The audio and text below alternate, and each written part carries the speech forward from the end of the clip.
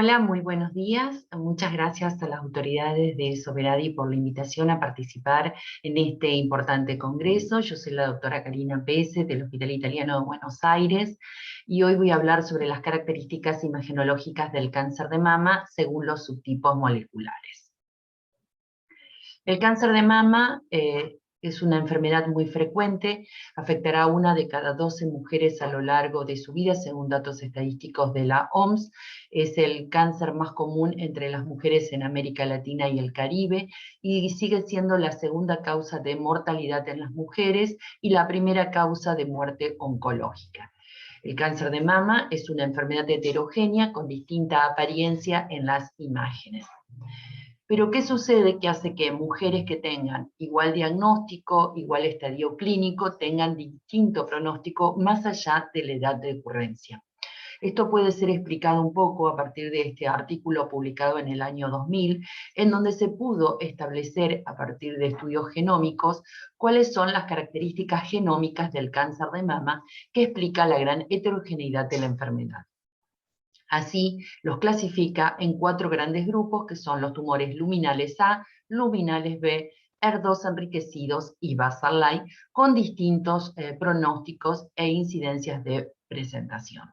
Así, el cáncer de mama dejó, no solamente vamos a utilizar la clasificación tradicional que sigue aún vigente, que es el TNM, el tamaño del tumor, el grado de la axila o de compromiso axilar, el compromiso de metástasis, sino que además de los datos de la inmunohistoquímica vamos a tener una clasificación del TNM, una clasificación por la inmunohistoquímica con datos con receptores hormonales, el índice de proliferación con Ki67 y el estado del HER2-Neu, sino que también tenemos ahora una clasificación molecular con distintos subtipos.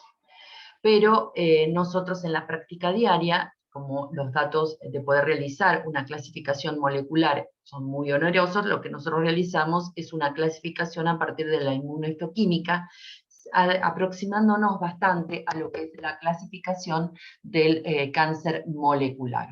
Así los divide en 5 grandes grupos, que son aquellos tumores luminales que van a expresar los receptores de estrógeno y progesterona positiva, que si no expresan el HER2 y tienen un índice de proliferación menor al 20% van a ser luminales A, y aquellos que tengan una expresión negativa del HER2 pero tengan un Ki67 mayor al 20% van a ser los luminales B. En aquellos casos en donde tenemos receptores hormonales positivos, es decir, que son luminales, pero tienen una sobreexpresión del HER2 y generalmente con índices de proliferaciones de Ki67 altos, van a ser denominados luminales B HER2 positivo, y esto ocurre hasta en el 30% de los tumores luminales B que van a sobreexpresar el oncogen HER2. Pero cuando tenemos receptores de estrógeno y progesterona negativa y el HER2 en negativo, generalmente con índices de proliferación altos, estamos ante la presencia de los triple negativos. Pero aquellos que tienen receptores de estrógeno y progesterona negativa, pero una sobreexpresión del HER2, estamos ante generalmente un Ki67 alto y hablamos de los subtipos HER2. Es decir, que en la subrogación, en vez de tener 4 como tenemos con la clasificación molecular, tenemos 5 subtipos. El punto de corte del Ki67 es una gran discusión en la literatura y pueden encontrar distintos papers en donde hablan de un punto de corte de 14 y otros de 20. Esto nace porque en el consenso de St. Gallen del 2011 establecieron que el punto de corte para hablar de una clasificación subrogada con inmunohistoquímica era de 14%. Se continuó usando durante varios años, pero en el consenso del 2013 establecieron que el mejor punto de corte para diferenciar entre los tumores luminales A y B era el punto del 20% para asemejarse más a la clasificación molecular. No obstante, algunos grupos continúan utilizando el punto de corte del 14, por eso es importante siempre leer cada grupo de trabajo cuál es el que está utilizando. El recomendado ahora es el punto de corte de 20. La clasificación molecular, como les dije, tiene 4 grandes grupos, mientras que la subrogación tiene 5. La ventaja de hacer una clasificación molecular es que conocemos exactamente cómo es el perfil molecular del tumor, y esto va a explicar cuál va a ser la incidencia, la supervivencia y la respuesta que van a tener a la terapéutica. La contra es que no es económica ni práctica para ser utilizada en la práctica diaria, motivo por el cual utilizamos la subrogación de inmunohistoquímica y tenemos 5 perfiles: luminales A, el luminal B, el luminal B ER2 positivo, el ER2 y los triple negativos.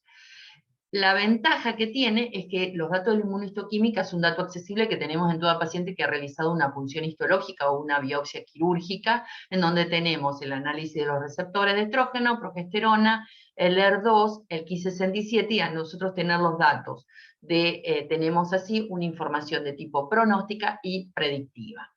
La contra es que no siempre hay una concordancia del 100% entre lo que es esta clasificación subrogada con la clasificación molecular. Esto es variable en la literatura. Entonces empezamos a partir de las imágenes en buscar y ver si podemos encontrar algunos datos que podamos decir y predecir cuál va a ser ese subtipo molecular. Bueno, no existen, hay distintos papers en la literatura, pero podemos quedarnos con este concepto, que no existen hallazgos patognomónicos, ni en mamografía, ni en ecografía, ni en resonancia magnética nuclear, que nos pueda predecir cuál es el subtipo molecular. Pero sí hay características imagenológicas que nos acercan a los mismos. Los carcinomas de mama luminales A representan el 50% de todos ellos, son carcinomas de lento crecimiento, que tienen un mejor pronóstico. Las características es que a la inmunohistoquímica son receptores hormonales positivos, ER2 negativo, un Ki67 menor a un 20%, tienen menor incidencia de metástasis, y si lo hacen tienen un patrón de metástasis de tipo óseo y tienen una respuesta favorable a la terapéutica hormonal. En cuanto a la apariencia en las imágenes, dentro de los luminales A tenemos que la forma de presentación histológica más frecuente son los ductales invasores o los tubulares, que son tumores de baja agresividad. En la mamografía se van a ver como imágenes nodulares densas, irregulares, espiculadas. Generalmente en la tomosíntesis se ven como distorsión de la arquitectura o imágenes nodulares densas, irregulares, espiculadas, y suelen tener un crecimiento lento, y esto es lo que provoca una gran reacción desmoplástica en estos tumores. Este es un caso que nosotros hemos presentado en los casos del RESNA. El número que, si lo quieren visualizar, es el 1412, y habla de un lento crecimiento de los tumores luminales A, en donde acá es muy importante la comparación con los estudios previos. Si yo solamente comparo con el estudio inmediato anterior, puedo pasar por alto, como en este caso, un incipiente recidiva en esta paciente de tipo luminal A. Es importante ir hacia varios años atrás para poder observar los cambios sutiles que se van dando en este crecimiento lento que tienen los tumores luminales A. En cuanto al ultrasonido, podemos decir que son nódulos hipoecogénicos, sólidos, irregulares, de márgenes espiculados, generalmente con diámetro mayor vertical, presentan halo ecogénico, pueden o no tener sombra acústica posterior, y generalmente al Doppler tienen escasas vascularizaciones. Por eso que en la quinta edición se hace tanto hincapié que lo que importa es la morfología, y el Doppler es algo complementario. En cuanto a la resonancia magnética nuclear, podemos decir que se van a manifestar como lesiones de tipo masa, irregulares, que en T2 son iso o hipointenso, es decir, de tipo fibrótico. Tienen una captación rápida en las secuencias dinámicas con secuencia de lavado, de washout. Los carcinomas luminales B representan el 15% de todos los cánceres de mama. La característica inmunohistoquímica es que son receptores hormonales positivos, ER2 negativo, un Ki67 mayor a un 20%, con altas tasas de proliferación, mayor a un 20%, un 30% sobreexpresan los ER2 positivos. Más frecuentemente son multifocales, multicéntricos, y tienen compromiso generalmente ganglionar. La apariencia imagenológica de los luminales B, como nódulos irregulares densos de márgenes no circunscriptos, pueden o no estar asociados con microcalcificaciones, y la asociación con microcalcificaciones es más frecuente en los luminales B que tienen sobreexpresión del ER2 positivo. A nivel del ultrasonido, como nódulo epocogénico, sólido irregular, de márgenes espiculados o angulosos con halo ecogénico. También tienen reacción desmoplástica. La resonancia magnética nuclear generalmente se manifiestan como lesiones de tipo masa, de forma y márgenes irregulares, presentan un realce temprano de tipo heterogéneo. Esto es una característica como distintiva de los luminales B, que permite un poco diferenciar a veces, si bien no es patognomónico inequívoco de los luminales B, es como más frecuente encontrarlo en este grupo, en donde encuentran esta gran heterogeneidad en la captación del contraste. Un punto de importancia que me quiero que ustedes se lleven es que los tumores luminales B que sobreexpresan el ER2 generalmente van asociados con microcalcificaciones y van a ser visibles tanto en la mamografía como en el ultrasonido como imágenes ecogénicas dentro de esa imagen nodular hipoecogénica sólida. Los tumores ER2 representan el 15% de los cánceres de mama, sobreexpresan el ER2, tienen la característica de que los receptores hormonales son negativos, generalmente el Ki67 es mayor al 20%, con altas tasas de proliferación celular, y obviamente la sobreexpresión del ER2. Eran tumores de muy mal pronóstico hasta que se encontró una droga de blanco molecular, como es el trastuzumab. Entre el 40 y el 80% de estos tumores tienen mutado el P53, tienen altas tasas de afectación ganglionar, enfermedad multifocal, componente intraductal e invasión linfovascular, y cuando hacen metástasis con un patrón de tipo visceral y cerebral. La apariencia imagenológica del ER2 a nivel de la mamografía son con microcalcificaciones pleomórficas, nódulo con o sin microcalcificaciones asociadas, nódulo que pueden tener márgenes indistintos o espiculados, y se da generalmente en mujeres que tienen patrones con mamas densas, ACR-C o ACR-D. A nivel del ultrasonido, como áreas hipoecogénicas, si bien este término no está contemplado dentro de la quinta edición, es un término que debería ser incorporado en próximas ediciones, o como imágenes nodulares hipoecogénicas, de aspecto sólidas, con márgenes microlobulados o angulosos, y presentan imágenes ecogénicas en su interior compatibles con microcalcificaciones. En cuanto a la apariencia imagenológica en la resonancia magnética nuclear, se pueden presentar como lesiones no masa o como lesiones masa de tipo de márgenes microlobulados. Cuando se presentan como lesiones no masa, tienen una distribución de tipo segmentaria o lineal. Recuerden el alto valor predictivo positivo cuando tienen esta distribución. En el T2 suelen ser hiperintensos, esto nos habla de la alta celularidad.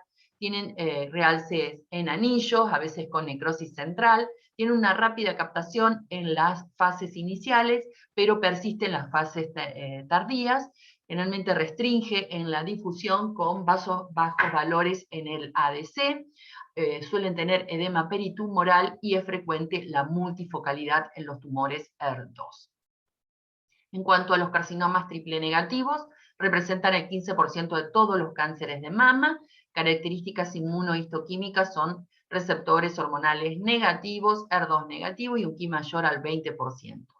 Tienen una mayor incidencia de metástasis a nivel con un patrón visceral y cerebral, una mayor incidencia de carcinomas de intervalo. En aquellas mujeres que están en etapas de screening, entre una mamografía y la otra debutan con un nódulo palpable. Cuando uno mira la mamografía anterior, no tiene que haber ninguna sospecha o indicios de un carcinoma. Esto es un verdadero carcinoma de intervalo, aparece entre un control y el otro. Cuando están fuera de los periodos de screening en pacientes jóvenes, suelen presentarse y también debutar como nódulos palpables. Y suelen tener mutaciones del gen oncosupresor P53. Hay una clasificación molecular propuesta por el doctor Lehmann, en donde hace dos clasificaciones, y la clasificación de Burstein, en donde los divide básicamente en basal-like, inmunosuprimidos, inmunoactivados, los mesenquimal-like y aquellos tumores triple negativos que van a sobreexpresar los receptores de andrógenos positivos. Esto explica la gran heterogeneidad y comportamiento que tienen los tumores triple negativos, que cuando uno trata de explicarlo a partir de la inmunohistoquímica, vemos que hay tumores que son triple negativos, pero que no tienen un comportamiento agresivo, como siempre era esperado en los tumores triple negativos. Y esto es porque, como les dije, no hay una concordancia entre la clasificación molecular y la inmunohistoquímica. En cuanto a la frecuencia, bueno, este es un trabajo mexicano muy interesante, en donde dice que la frecuencia que ellos tienen, la prevalencia de triple negativo en su población en mujeres hispanas, es de un 23%, un poco más alto que lo publicado en la literatura anglosajona.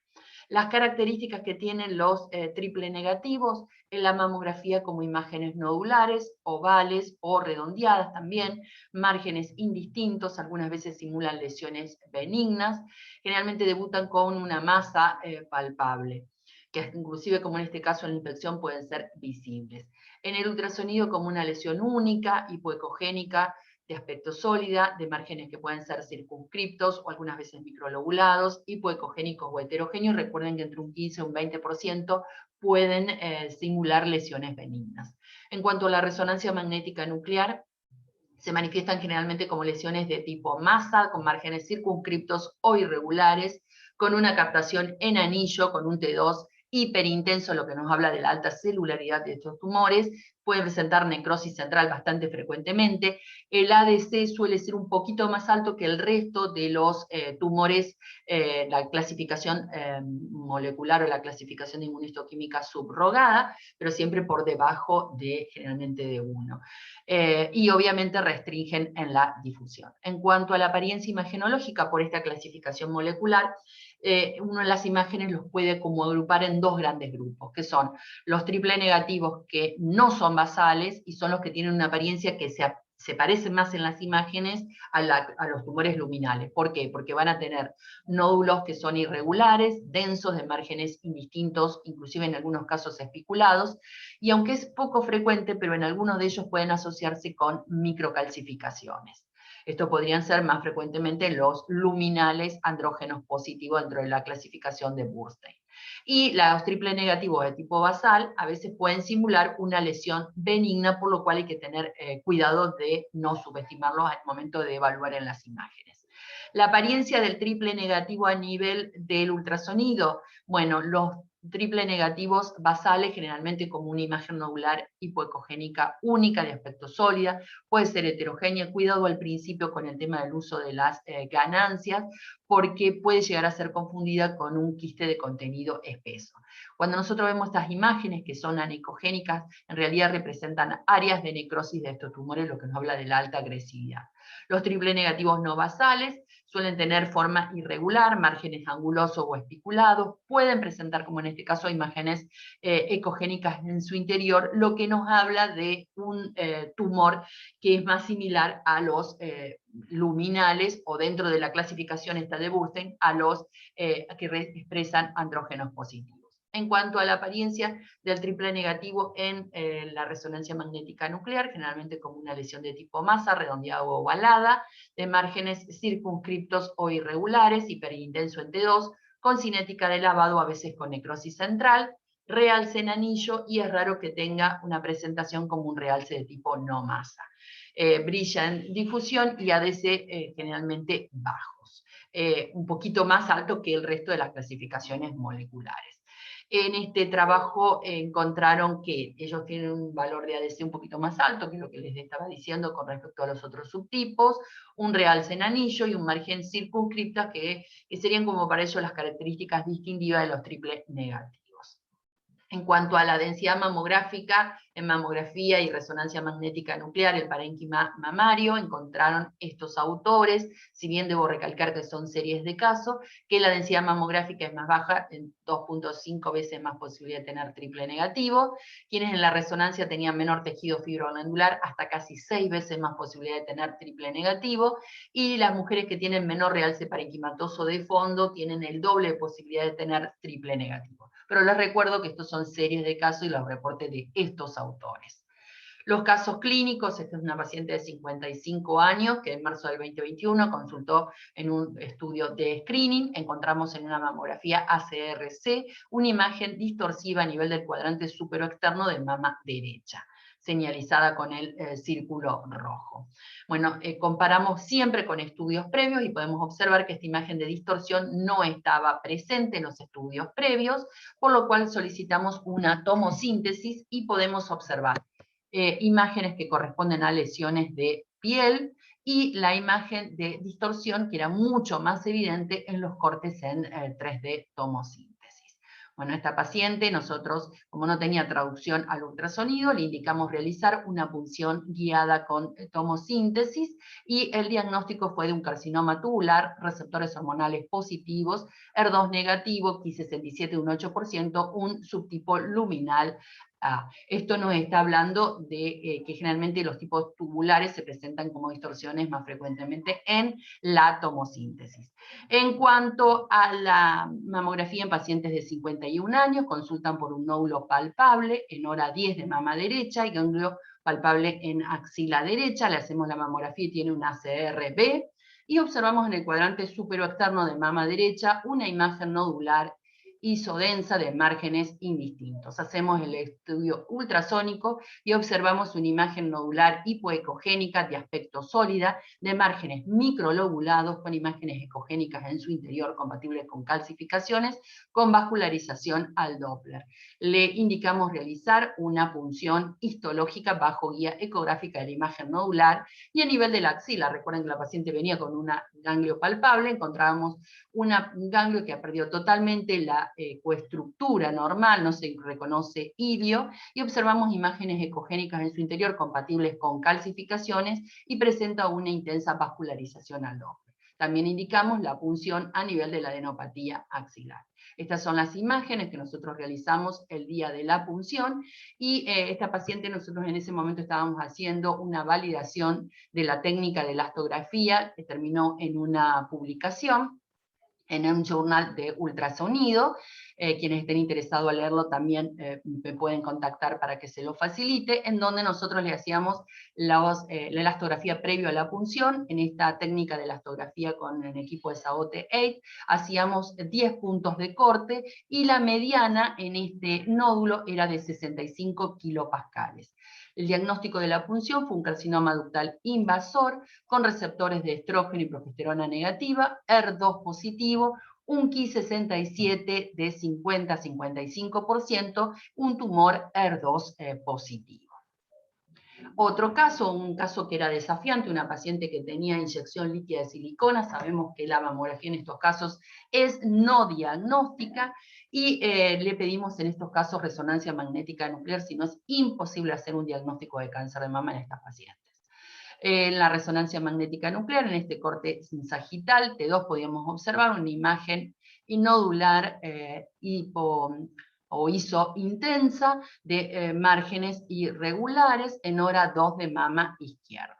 En este caso evaluamos las secuencias dinámicas y observamos que tenían una forma nodular con una rápida captación en anilla en el primer minuto, y persistía a los 5 minutos, y ya sabiendo la topografía de la misma, que estaba localizada en hora 2 de mama izquierda y que tenía un diámetro máximo de 10 milímetros, la fuimos a buscar en un rastreo ecográfico dirigido. También en la ecografía tenemos una gran dificultad por la gran tormenta de nieve que nos dan este tipo de lesiones. Le hacemos una punción core bajo guía ecográfica en hora 2 de mama izquierda, y el diagnóstico fue un carcinoma infiltrante vinculable a un subtipo cribiforme con receptores positivos, un Ki de un 14%, y un diagnóstico de un tumor luminal A.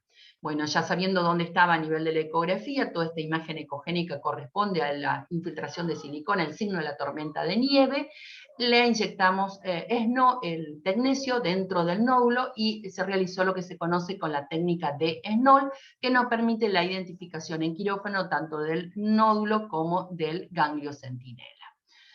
Este es otro caso de una paciente de 42 años con un nódulo palpable en mama derecha, tenía antecedentes familiares de cáncer de mama, madre y hermana, un patrón ACRC, no tenía una traducción en la mamografía, y cuando realizamos la ecografía nos encontramos con un nódulo hipoecogénico heterogéneo de aspecto sólido, de diámetro mayor vertical, de márgenes angulosos. Recuerde que esa es una de las características que tienen los luminales B.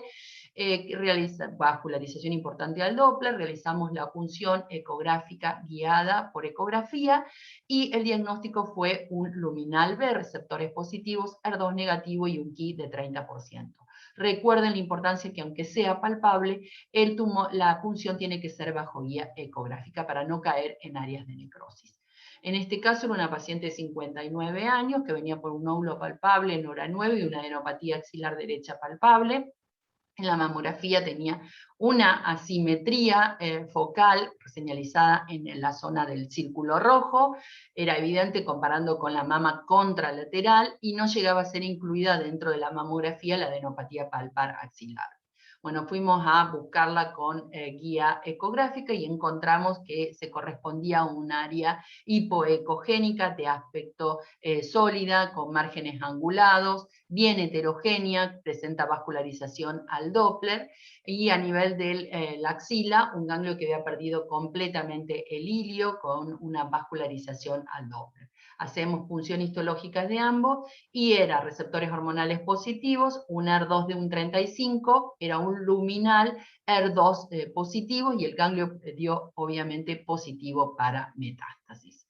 Otro caso, una paciente de 45 años, en la mamografía encontramos lesiones multicéntricas a nivel de cuadrante infero-interno de mama derecha y cuadrante superoexterno, dos imágenes nodulares irregulares densas de márgenes indistintos, y en la ecografía como dos imágenes nodulares hipoecogénicas de aspecto sólido, de diámetro mayor vertical, de márgenes angulosos con ángulo ecogénico y vascularización al Doppler. Se hace la punción de las dos lesiones porque están en cuadrante distinto y nos puede cambiar la conducta, obviamente, si confirmamos que son malignos, y también porque podemos tener distintos tipos moleculares en la subfloración. Y así fue, en uno tenemos que era un ER2 positivo intenso y el otro era un luminal. Entonces, en este que encontramos que es un ER2 positivo, le estamos dando la chance de una terapéutica molecular. Y bueno, ¿qué pasa en la resonancia magnética nuclear? Podemos observar cómo en las secuencias dinámicas tienen una rápida captación en el primer minuto, que es un contraste, la captación de contraste de tipo heterogéneo. Bueno, los niveles de ADC son bajos, recuerden que estas lesiones restringen muy bien en la difusión. Este tipo de lesiones ER2, cuando van generalmente a neoadyuvancia, obviamente primero tienen que ser marcadas con clip y van a tener una respuesta de tipo parcheada, quedan como segmentos de la lesión en distintas zonas de la mama, a diferencia de los triple negativos que hacen o una respuesta de tipo completa o una respuesta parcial de tipo concéntrica. Este es otro caso, una paciente de 54 años con un nódulo palpable en hora 6 de mama derecha.